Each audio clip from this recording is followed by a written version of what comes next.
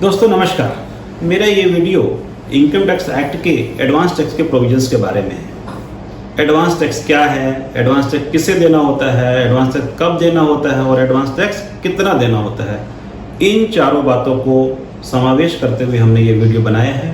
मुझे पूरी उम्मीद है कि ये वीडियो आपके लिए उपयोगी साबित होगा। Advance tax means income tax. कितना? आपकी टोटल टैक्स लायबिलिटी पे जो आय कर का भुगतान आपको करना होता है, उसमें से अगर हम टीडीएस और टीसीएस को कम कर दें तो जो फिगर बचती है उसको हम एडवांस टैक्स लायबिलिटी बोलते हैं। एक बार फिर मैं रिपीट करता हूं, टोटल टैक्स लायबिलिटी में से अगर हम टीडीएस और टीसीएस को कम कर दें तो जो राशि बचती है उसको हम बोलते हैं इनकम टैक्स एडवांस लायबिलिटी।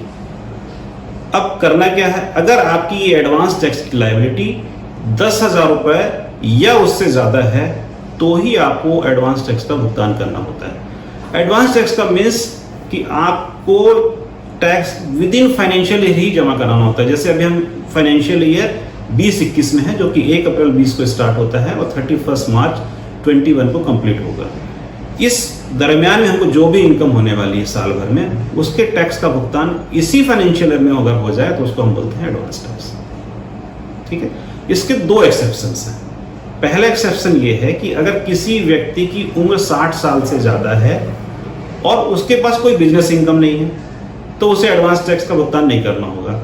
दूसरा एक्सेप्शन ये है कि अगर एडवांस टैक्स की लायबिलिटी 10,000 रुपये से कम है तो भी उसको भुगतान नहीं करना होगा। दूसरे शब्दों में आप कह सकते हैं कि अगर एडवांस टैक्स लायबिलिटी 10,000 या उससे ज़्यादा है तो ही हमें किस्तों में आयकर का भुगतान करना होता है। तो ये तो क्लियर हो गया अपन को कि एडवांस टैक्स लायबिलिटी क्या है और किन्हें करना होता है। सभी प्रकार के आयकरदाता को इसका भुगतान करना होता है, चाहे वो व्यक्ति हो, हिंदू अनडिवाइडेड फैमिली हो, कंपनी हो, फार्म हो, एओपी हो, बीओआई हो, ट्रस्ट हो, कोऑपरेटिव सोसाइटी हो, यानी हम कहें कि सभी लोगों को आयकर का एडवांस में भुगतान करना होता है, सब्जेक्ट टू कि उनकी income tax liability after deducting the TDS and TCS equal to or more then 10,000 rupees. ये दो चीजें हमने क्लियर कर ली। अब हमें भुगतान कब करना होता है? फाइनेंशियल ईयर के अंदर ही 4 किस्तों में इसके भुगतान की तिथि एक्ट में निर्धारित है। अगर हम बात करें फाइनेंशियल ईयर 20-21 की तो इसकी पहली किस्त जाएगी 15 जून 2020 तक, द्वितीय किस्त 15 सितंबर 20 तक, तृतीय किस्त थर्ड किस्त 15 दिसंबर 2020 तक और चौथी और अंतिम किस्त 15 मार्च 2021 तक। इस प्रकार 4 किस्तों में भुगतान होगा। अब भुगतान कितना होगा उसके ऊपर भी हम चर्चा कर लेते हैं। 15 जून तक हमको टोटल टैक्स लायबिलिटी का 15% भुगतान करना है। 15 सितंबर तक 45% लायबिलिटी का भुगतान हो जाना चाहिए।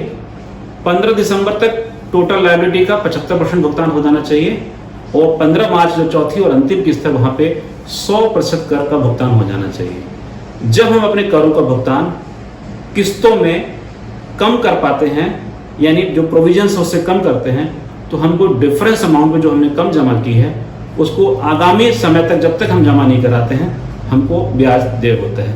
ये हैं सारे प्रोविजंस एडवांस टैक्स से रिलेटेड। मुझे लगता है कि आपको ये वीडियो पसंद आएगा। अगर आपको पसंद आए तो आप लाइक करें, हमारे चैनल को सब्सक्राइब करें। धन्यवाद।